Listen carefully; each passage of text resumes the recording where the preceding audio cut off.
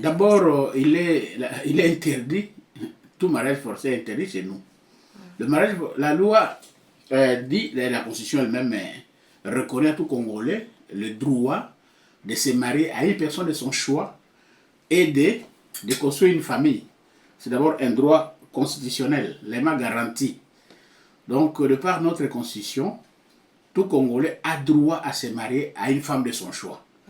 Mais lorsque vous regardez le code de la famille, le code de la famille interdit le mariage des enfants. La loi portant protection pour enfants interdit aussi le mariage des enfants. Donc sur le plan d'abord de l'âge, il est strictement interdit de forcer une fille de moins de 18 ans à se marier. Donc lorsqu'on doit dire nous voulons prendre la dot, elle a déjà 15 ans, c'est une femme, elle peut avoir des bébés, elle peut concevoir. Mais la loi interdit tout mariage d'un enfant de moins de 18 ans. Vous comprenez? Et lorsque le parent oblige leur fille à laisser les études et à se faire épouser à 16 ans, 17 ans, hein, ça c'est un mariage forcé. Vous comprenez? Et ça c'est important. C'est un mariage forcé.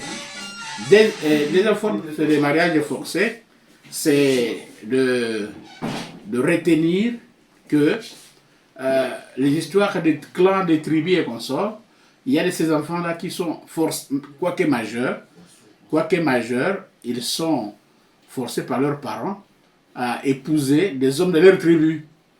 Vous voyez, la fille vous amène un fiancé, les garçons vous amènent une fiancée qu'il a raconté sur le banc des études, qu'il a raconté à l'église par exemple. Mais non, pour le parent, ils disent que non, si vous êtes notre enfant, si vous êtes notre sang, si c'est nous qui t'avons fait ceci, vous devez épouser la fille de notre village.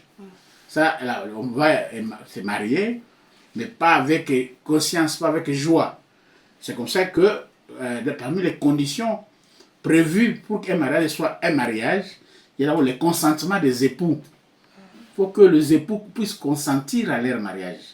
Il faut qu'ils soient tous capables, donc ils doivent être majeurs. Voyez, hein? Il faut qu'il ait la dot. Donc, toute le fois que l'un des époux ne s'est pas marié avec un consentement personnel, il y a mariage forcé. Vous voyez, il y a mariage forcé.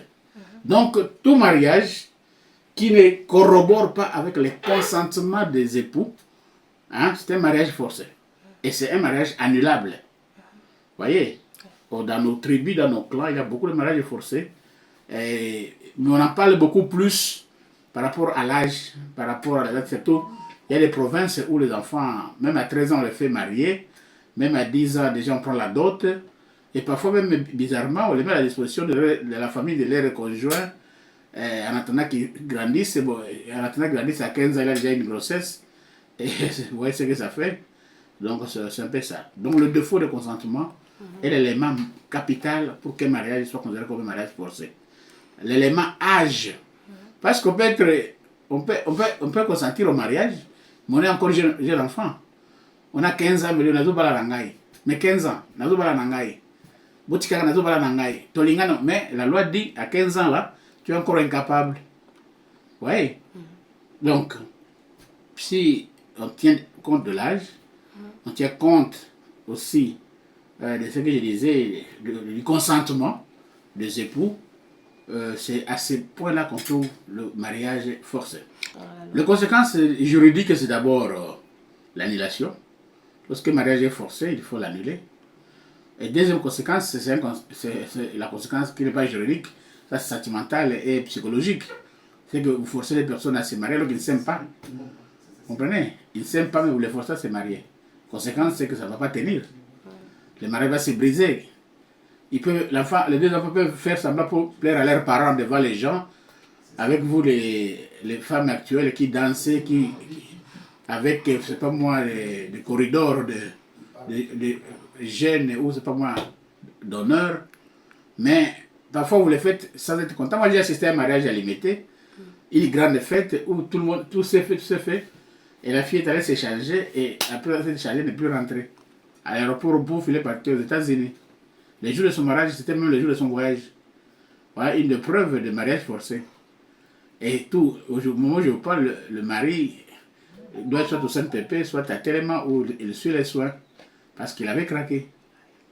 Vous voyez? Tu as déjà vu une casserole de viande qu'on ne sait plus manger parce qu'on ne va pas la marier. Voilà, donc le désamour, le désamour.